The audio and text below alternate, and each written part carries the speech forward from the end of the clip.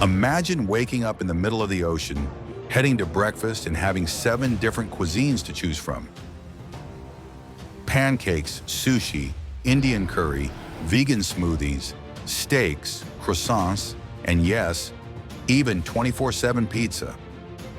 Now multiply that by 7,000 passengers and 2,000 crew members, 3 meals a day for 7 to 15 days straight. And here's the kicker. It's all happening on a floating city. No last-minute supermarket runs, no calling for backup. Every single day, cruise ships prepare up to 150,000 meals from scratch. And somehow, they don't lose their minds. But how the hell do they do it? How do they keep everything fresh, organized, and safe in the middle of the sea? Buckle up, because today we're diving into the unbelievable world of cruise ship kitchens. So keep watching our channel, The Curious Corner.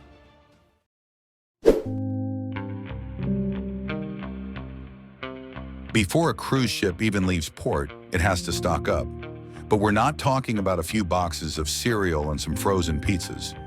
We're talking about 20,000 pounds of beef, 30,000 eggs, 10,000 pounds of chicken, 12,000 bottles of wine, over 8,000 gallons of milk, and literally tons of fruits, vegetables, seafood, pasta, and bread. That's not even the total ingredients. Now multiply that by 7 to 15 days at sea, and suddenly you're looking at several 100,000 individual food items, carefully ordered, tracked, inspected, and loaded. And no, there are no grocery stores in the middle of the Caribbean. Once the ship sets sail, it's locked in. So where do they even get this much food?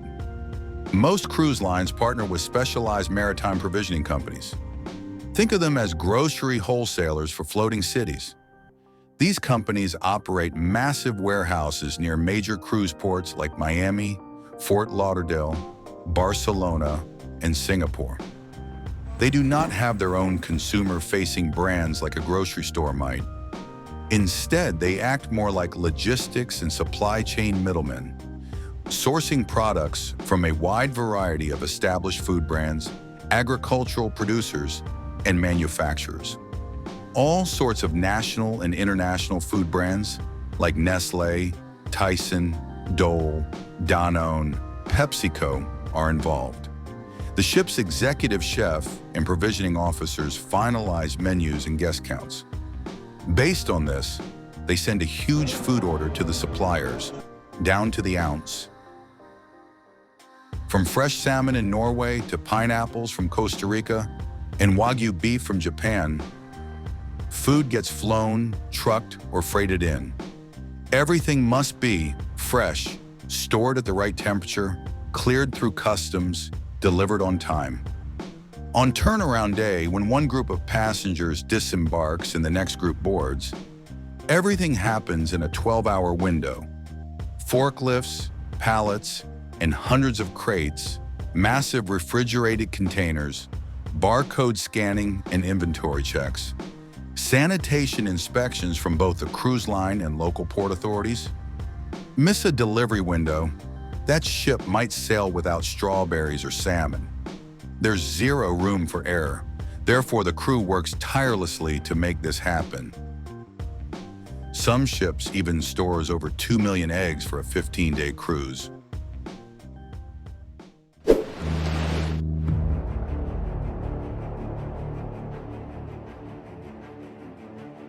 So the ship is loaded. Great! Now comes the really fun part, preparing and serving up to 150,000 meals per day from scratch. Yes, you heard that right. With 6,000 passengers and around 2,000 crew members, all eating 3 meals a day, and with all-you-can-eat buffets, 24/7 pizza, specialty restaurants and crew cafeterias, the total number of meals, snacks, and servings easily hits 6 figures, and it's all made on board, every single day.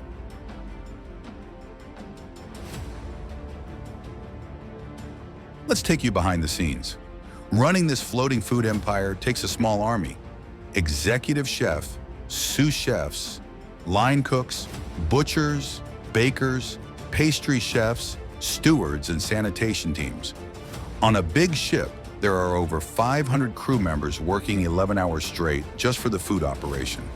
They live, work, sleep, and cook on board, often for contracts lasting 6 to 9 months, and they're trained to handle it all like clockwork. There are often 12 galleys to feed this much people. Each galley operates like its own mini restaurant, but all are overseen by the executive chef, with coordination from sous chefs and supervisors. At 4 a.m., the bakery team is already baking fresh loaves, buns, and pastries for the morning buffet. Some bakers work overnight just to have fresh bread for morning. By 6 a.m., breakfast prep is in full swing. Pancakes, omelets, bacon, fruits, and vegan smoothies. While passengers are still waking up, the butchery team is slicing steaks, marinating chicken, and breaking down whole fish for lunch and dinner. At 9 a.m., a new team gears up for lunch prep. Curries, pasta, sushi, roasted vegetables, and more. Each dish has a recipe card, a photo of how it should look, portion sizes, plating instructions, and even a delivery time. No room for creativity here.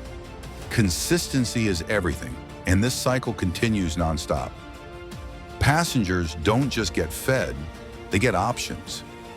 We're talking about Italian pasta bars, Asian stir-fry and sushi counters, Indian curries and naan, vegan cafes with smoothie bowls, American steakhouses, French bakeries with fresh croissants. Before sailing, passengers can even notify the line of any dietary restrictions.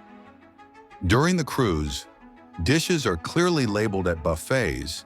Allergy-friendly dishes are available at every restaurant.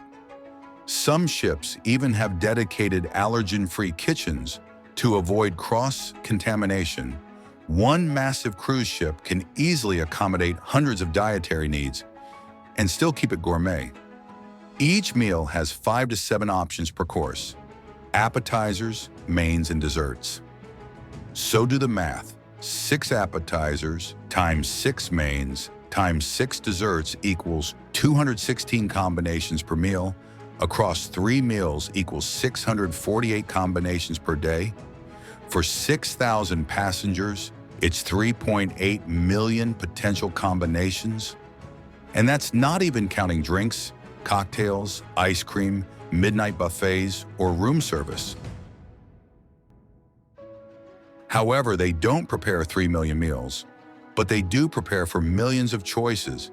It's a buffet of complexity, and just when you think they can't possibly do more, you can order steak and chocolate cake to your cabin at 2 a.m., can organize themed nights, VIP dinners, or birthday parties all in a day's work. Modern cruise ships don't rely on guesswork. They use inventory management software to track every tomato, forecasting systems that predict demand per dish, temperature control systems to keep food fresh and safe.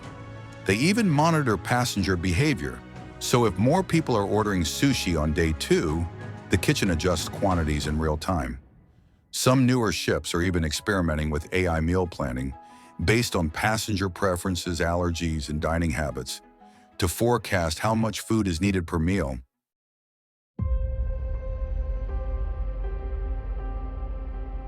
Now, the bigger question is, with 150,000 meals a day, waste is inevitable. So what happens to the leftovers?